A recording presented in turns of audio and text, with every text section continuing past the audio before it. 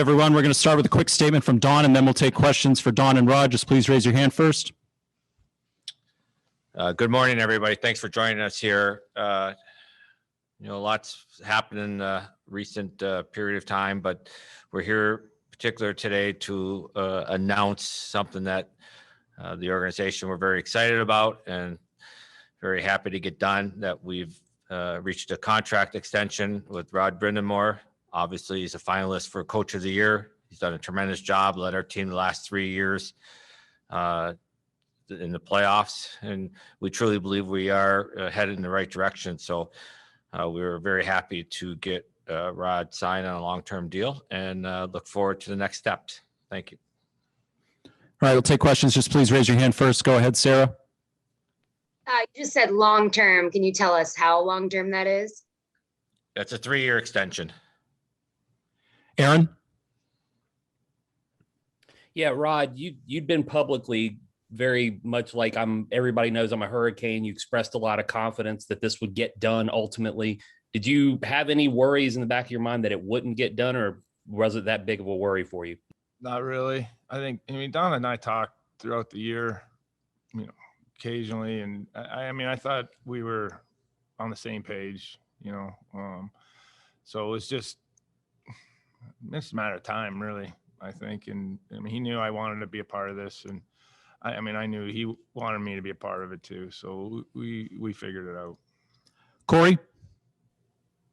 There's been a lot of speculation that the holdup was with staff, and you, Rod, being pretty adamant that you wanted your staff to.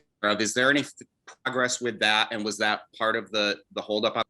We have a special group down here, and for me to do this job to the best of my ability, it's important to have the right people around me. And I know what's down here. I know we have the great training staff, equipment people, the coaches. So that's why I think part of it took so long. There's a lot of people had to, we had to figure out. So, we're at that point where we're pretty much done that. And, again, important to me to have the great people around. That's why we have success down here, is all the people that are working in everything from the Dougie to Billy. I mean, you go down the list, the equipment guys, they all part of what we're doing down here. And so I think that was probably what, to be honest with you, that's taken so long.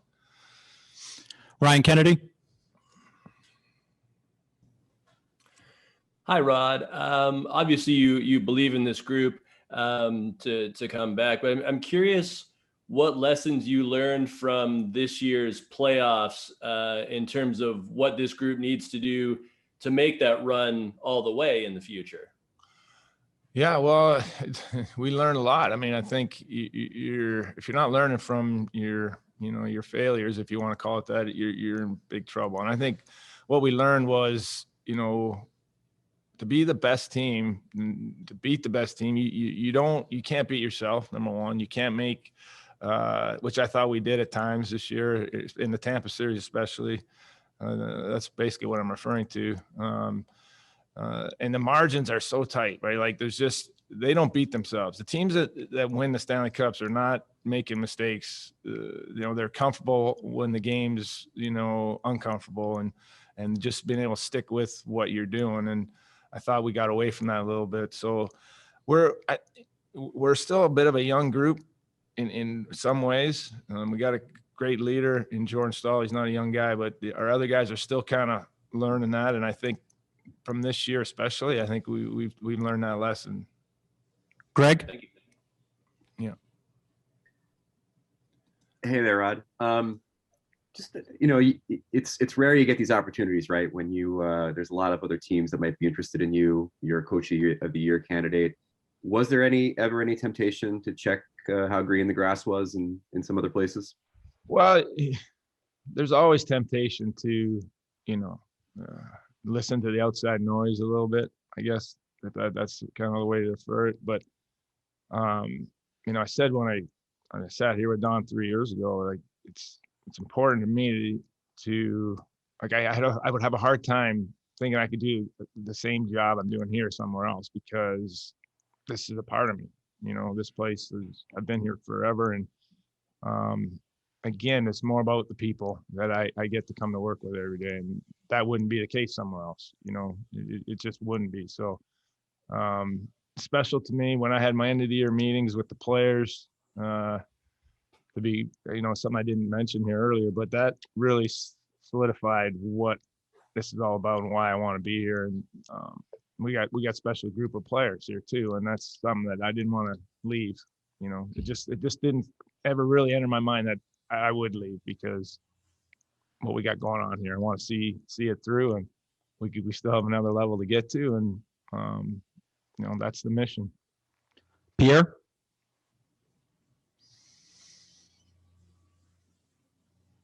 Sorry, let me unmute myself. Question for both of you. Don, I'm wondering if you see long-term a role for Rod as well, perhaps in the organization beyond coaching at some point. And Rod, is that something that would interest you long-term as well in terms of your ties with the organization?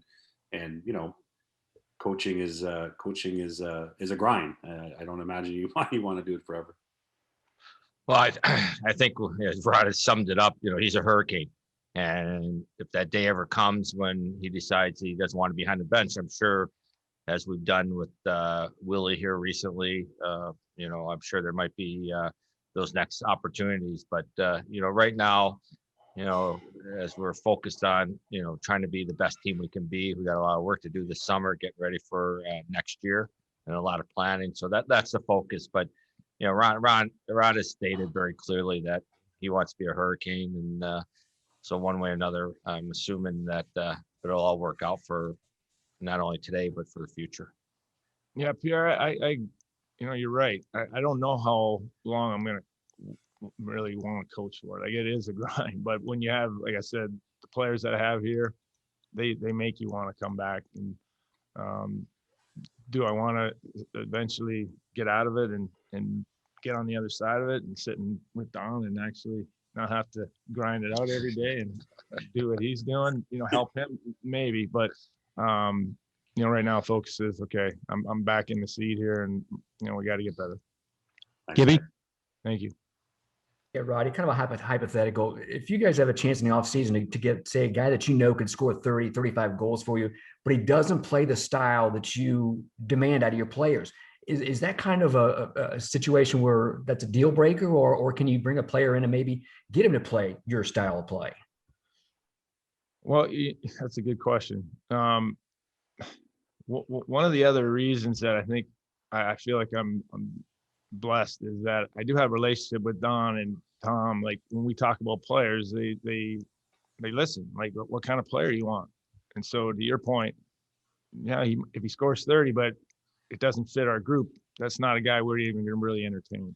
And I think that's one of the things I love about the job I'm doing, is that's the relationship we have, and the communication that we have that goes on with us. Is we're trying to build, the culture here. We want 20 guys in here that get it, and fit. And if that guy doesn't fit, we don't want him. And that's, I think we're getting to that point where we're getting close, and that's pretty special. Jared?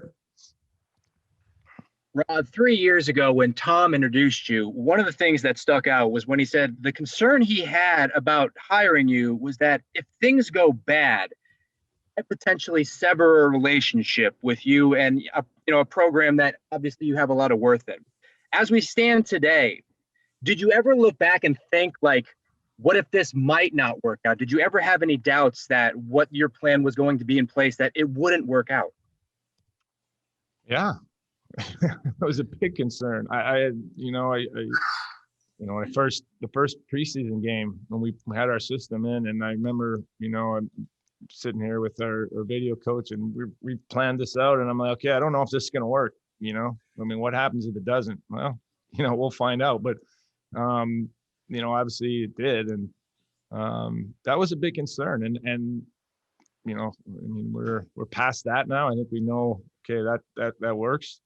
And that was part of the risk. I think we took. I think everyone took. Tom and Don put me in this seat. That was a risk on their part, and obviously I think on my part too, because I didn't want it to end that way. Mike Solarte? Thanks very much. Gentlemen, congratulations. I have one for both of you. Don, from your extensive time as a general manager in the league, where did this negotiation rate on a scale of 1 to 10, with 10 being the easiest and 1 being the most difficult to get Rod extended? And for Rod, you just talked about how, maybe one day you'll maybe think about moving upstairs when this gets old, when you don't want to coach anymore. But right now, is this may be as good a high for you as it was for playing when you were a player in the league? If you guys could address that. Well, I put this one on the easy side because of the relationship we have. We could sit and talk about it very openly. We traveled together on the road. We spent a lot of time together. So, when you're around the group and around Rod, like I am, you build a relationship and you can sit down and talk about anything. We talked about everything you possibly can think about. And so, it's just a matter of, coming to a deal from a financial end. And obviously, Tom was very supportive of it and involved. And we talked early on that it was important to get the whole group done. And so, from dealing with Rod, though, it was, I have to put it on the easy side because of the relationship that we have. Yeah, and just your question for me was, coaching is the next closest thing to playing. I mean, it doesn't compare. You're not out there taking the bumps and bruises, and that's for sure. You're not in the weight room as much, banging around, and you're putting in the grunt work and all that, but you're invested, right? And that's, as a coach, you put the plan in, and you watch your guys go after it, but you're invested with them. And I think that's what you can't get anywhere else doing anything else. So I think I'll always have that fire to do that, because that's, like you said, I mean, there's nothing better than that. We'll see, I guess, how long that lasts. Corey? I think that calling Tom a disruptor is a fair assessment of the kind of person he is. And we've seen it here with whether it was your negotiation or Sebastian or this one or broadcasters or anything, that everything is kind of scratch and claw. And I think we understand that locally, but it seems like maybe around the league, everybody sees this as about bottom line dollars or things like that. Can you maybe just talk about what the perception is outside of here versus maybe what the reality is? Well, perception about anybody until you really know somebody is probably always different. And, all I know is for 3 years here, we've been a cap team.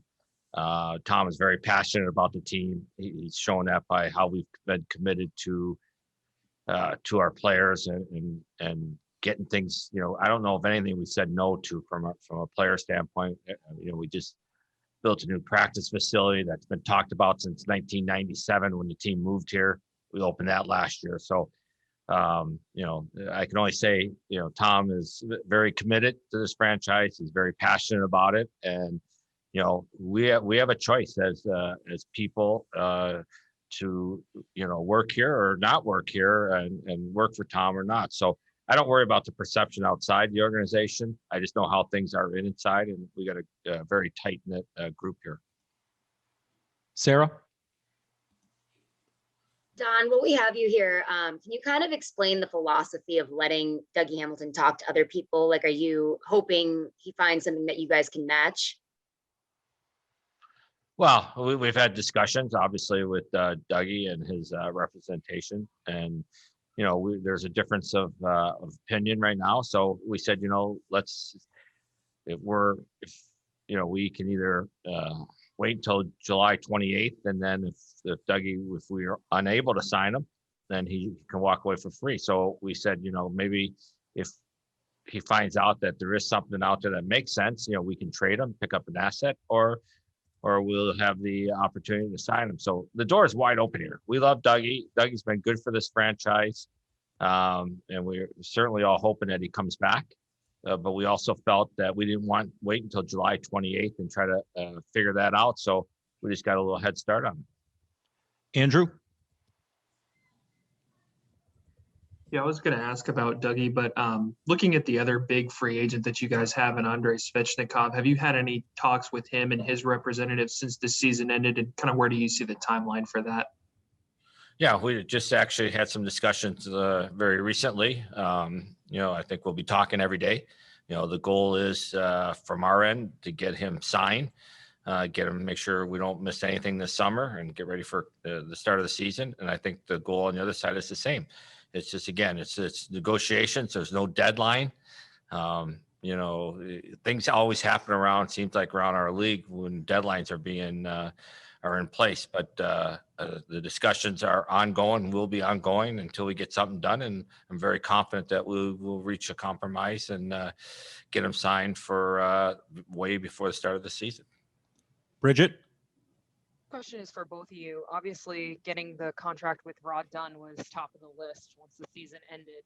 Now that that's done and a sigh of relief, what is the next most important thing for you, and what are you guys working on right now as the number one thing to get done?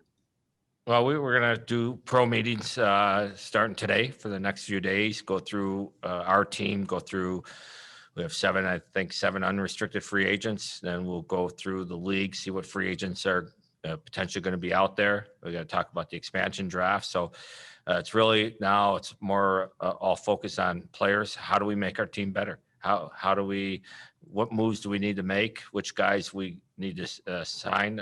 As I said, there's 7 unrestricted guys. And so those decisions will start happening here in the near future. And, we got a lot going on in July with the draft being pushed back and then the expansion draft, and then followed up by the amateur draft. So this next month is going to be a busy time for the organization. Ryan Henkel? Hey, Don, my question kind of is about Jake Gardner. He kind of had an injury in March, came back, played a few games in April, and then we hadn't seen him since. Was that a continuation of the same injury? And on continuing with that, is there any other offseason medical procedures you foresee happening?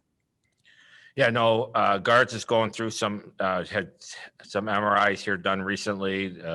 It's in discussion right now with him and the doctors as far as the next move. So I don't really have an update other than I know he just did an MRI the other day.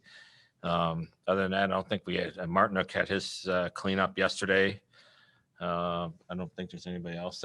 I think we're in pretty good shape going forward. Nobody else that I can think of that needed any surgery, or I think when the guys left here, they had their exit physicals and everybody left here in pretty good shape. Josh? Hey, Rod and Don, this is a question for both of you. Rod was, when he signed 3 years ago, among the lowest paid coaches in the league. Now with him being the coach of the year finalist and other teams, no doubt looking for coaches and wanting to reach out and talk to him. Did that play a factor in his contract negotiation? And Rod, again, having had a contract for the last couple of years, among the lowest in the league, you've proven that you deserve more money. Are you happy with your deal? Well, obviously, yes. I wouldn't sign if I wasn't. I think, I want to make a real good point here, and that is, finances and money. That's part of it. But I feel like I'm the richest coach in the league because I have a relationship with my owner and my GM that I don't know if a lot of coaches have to have an influence on who they're picking up and who they're trying to keep. And then I don't know how many coaches can do their job where they live and where they're from and had a footprint and everything that's gone on here over the last 20 years. And, that's I don't know what kind of value you want to put on that.